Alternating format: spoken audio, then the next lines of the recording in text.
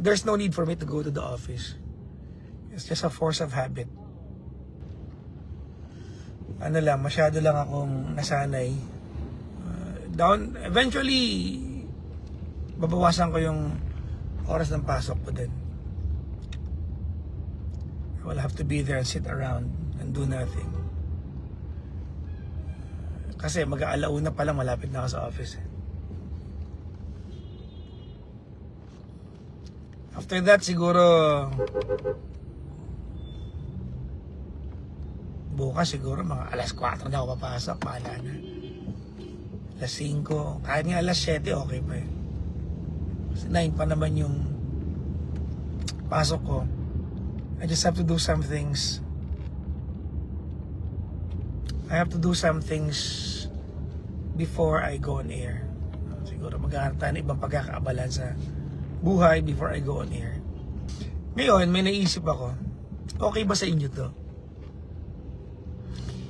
Magpipeti show ako on my driving home. On my drive home. Okay ba yan? Kasi na-figure out ko na yung setup eh. I can actually do it. Petty show. After ng work ko mamaya, on my way home, magpipeti show tayo. Okay ba yan? Is that okay? Di wag. Parang pwede, no? Parang pwede kong gawin. Iti-testing ko mamaya. We'll try to do it. Nabiting kayo sa akin on the radio. We can do it habang nag-drive ako. But today, as a Monday, parang maulan. Tinanong ko si Google kanina when I woke up. Tinanong ko siya kung kamusta yung magiging araw ngayon. Sabi ko, "Hey Google, is it going to rain today?" Sabi ni Google, "There's a high chance that it's going to rain today." Tapos paglabas ka ng bahay, I looked at the sky, gloomy. Tapos before I was able to drive away from the house, umulan na. Sinigil din. In the coming days, pag nag-live ako, may mga topic na tayo na pag-uusapan. And I hope that, you welcome conversations with me habang di ba? Anong nilalaro mo sa games? Sabi dito. Valorant po, Valorant.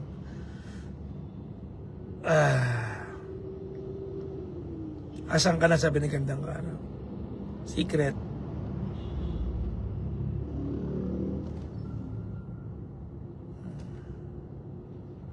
Huwag po kayo mag-resign. Hindi ako nag-resign bilang DJ. Nag-resign lang pa ako bilang manager ng istasyon.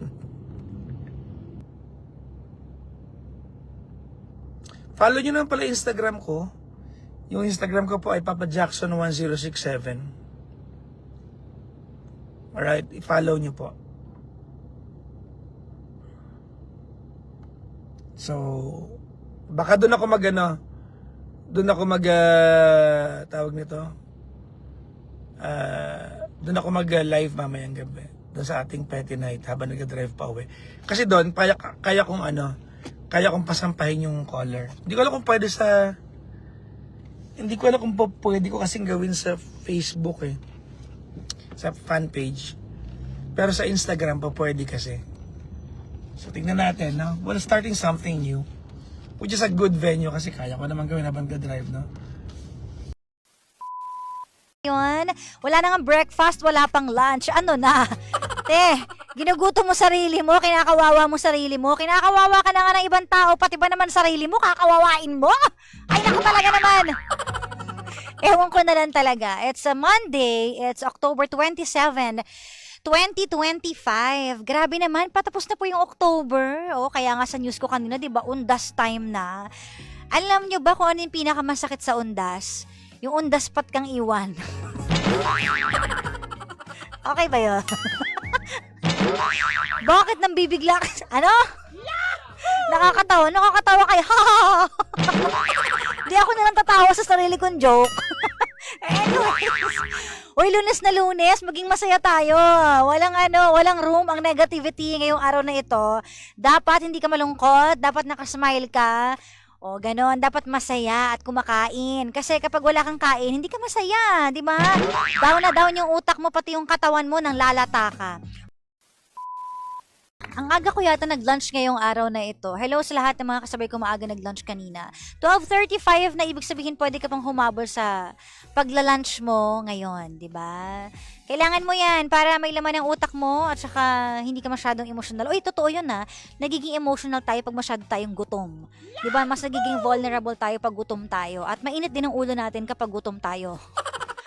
So, mas okay yung hindi ka gutom para hindi ka nakikipagtalo, nakikipag-away, hindi ka emotional and everything, di ba? Gusto mo pang ilaban yung relasyon ninyong dalawa. Opo. Then, ibig sabihin yan, hindi mo kailangan ng advice ng kahit na sino, even me. Pero, Kasi buo na sa utak mo eh. And that's okay ah. That's okay kasi ikaw yan eh. Yan ang gusto mong mangyari. Pero Sam, siguro kung may sasabihin na lang ako sa'yo, para sa'yo. Kung naririnig mo at nakikita mo yung sarili mo ngayon, itanong mo din sa sarili mo, deserve ko ba itong gantong eksena sa buhay ko? Deserve ko bang umiiyak ako ng ganito? Deserve ko ba yung nasasaktan ako ng ganito? It's not easy, totoo yan. Mahirap yan. Kung kinakailangan iiyak mo, gabi-gabi, ilabas mo, pagdaanan mo lahat ng klaseng pain.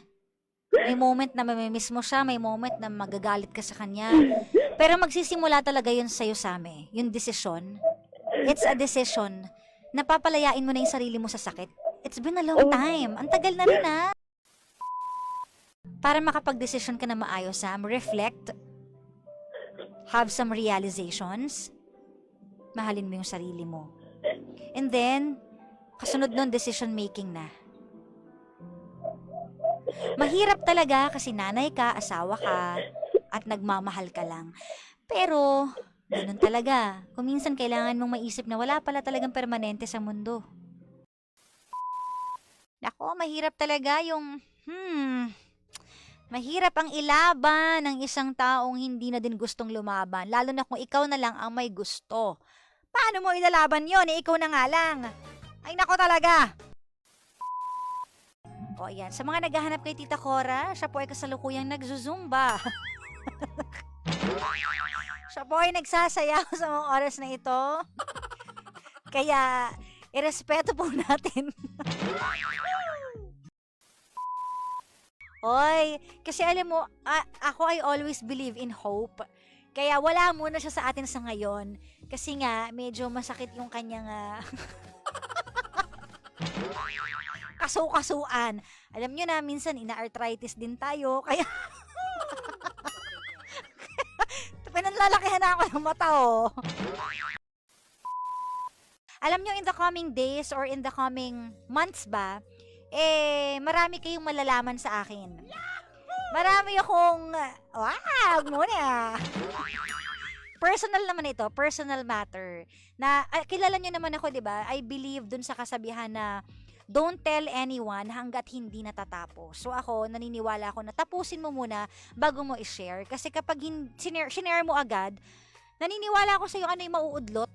Yung ganun pakaramdam. Yan, mag-celebrate lang kayo, maging masaya kayo, at iwasan natin ang stress. Kasi kapag hindi natin iniwasan ang stress, tayo ang mas stress din.